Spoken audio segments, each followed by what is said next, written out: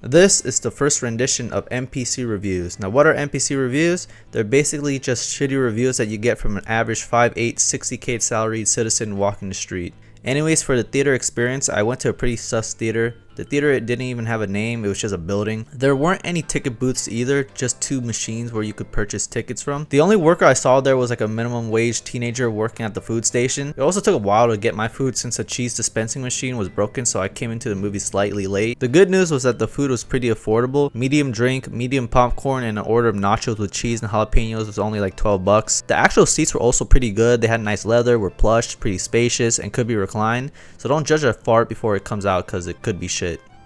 I don't know if that analogy works, but once I got my food, I walked into the room and realized that there was only one other dude watching the movie. I saw shitty Optimus Prime scaling the side of a building and afterwards getting chased by 2 other Transformers, so if I missed anything before this, oh well. I'm also going to refer to the old version of Optimus Prime or Orion Pax as shitty Optimus Prime because it's easier to distinguish and it's just kind of funny. But as he's getting chased, shitty Megatron comes in to bail him out, and we find out early on of their dynamic. Shitty Optimus usually gets into trouble, and then shitty Megatron usually bails him out. We also learn later that shitty Megatron prefers to follow rules while shitty Optimus prefers to break them. Then we see them going into work and mining small tesseracts. I forgot the name of those blue cubes, but they essentially power the Transformers, kind of like fentanyl and homeless people. Speaking of homeless, shitty Optimus and Megatron get Scarlett Johansson fired from her job. By the way, why she kinda...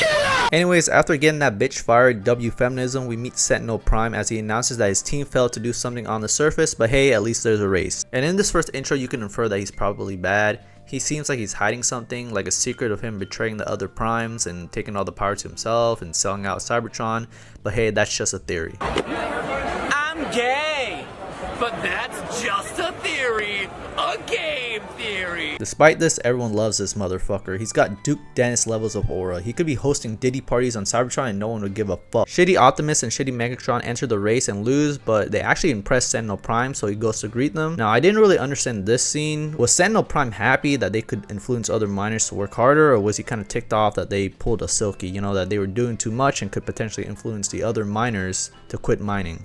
Yeah. You're doing too much! You're doing too much! They eventually get demoted to garbage duty and meet Bumblebee, or Badassatron. We're gonna call you, which was my favorite character of the movie. He acts like an annoying little brother that talks way too much, but you still love bro. And this is a pretty big change from other movies where he has such little dialogue. He yaps throughout the whole movie, but his lines are actually the best parts of the film, comedy wise, and there's a certain scene I remember that happens later on where he was annoying a Decepticon, even when he was unconscious. Especially when he was unconscious. Then they find a message telling them exactly where the primes were. Now this was a little too convenient for me. Could Sentinel Prime not just destroy the message device, or could the dude in the message not just say that Sentinel betrayed them? Just a lot of convenience for me that didn't really make sense. Anyways, a bunch of other shit happens, but they all end up on the surface along with Scarlett Johansson because feminism and equal rights as they're trying to find this location. Once they get to the location, somehow one of the primes survives and just yaps away tons of plot. Cover hotel bill and tip to the bell. So that's your 3 times $9. Now, and the reason we did over here, we took the 27, okay, the $9 we paid out, then added on the tip to the bell. Now the Sentinel Prime betrayal was expected, but what I really liked was the fact that he removed their cogs too, which prevents them from transforming. That's some diabolical ass shit. I'm not too familiar with the lore of Transformers, so I don't know if the idea that all Transformers can transform was widely known, but that twist had my cheeks clenched to the leather of the seat as my penis began to grow. Sentinel Prime basically pulled a Michelle Obama. I'm gonna take away the good school lunches so y'all stay small. No protein for yo ass, Junior. The group is then given the power to transform, and slightly less shitty Megatron starts to crash out since his life has all been a sick joke. It's much more heavy on him than less shitty Optimus since he's always been a rule follower, and you start to see the relationship between him and slightly less shitty Optimus deteriorate. Oh yeah, and we also find out that Sentinel Prime is working for these alien looking Transformers by giving them the mini Tesseracts and claiming to his citizens that there isn't enough. Kind of like a dad who gambles all his money away and then tells his kids they can't afford groceries. Eat this debt instead, kid. But this particular scene with the alien robots ruined Sentinel Prime for me because in all honesty, he's just not that intimidating. He got absolutely bitched by the alien looking Transformer and bitched by Megatron too, but we'll get into that later. It does make somewhat sense for his character since someone who betrays others is a bitch. The group then gets captured by the Royal Guard, which are also just Decepticons. Slightly less shitty, Megatron absolutely cooks Starscream, and then there's this badass moment where we see his gun for the first time. that shit was fire. Unfortunately for them, this wasn't a private server and their domain was breached, leaving slightly less shitty Optimus and Scarlett Johansson to lead the Decepticons. And I really liked the idea of Optimus leading the Decepticons at some point. Shit almost felt like an alternative reality, which is a concept I've always enjoyed. Kinda reminded me of that episode where Mr. Krabs and Plankton switch lives. Good grief, he's naked!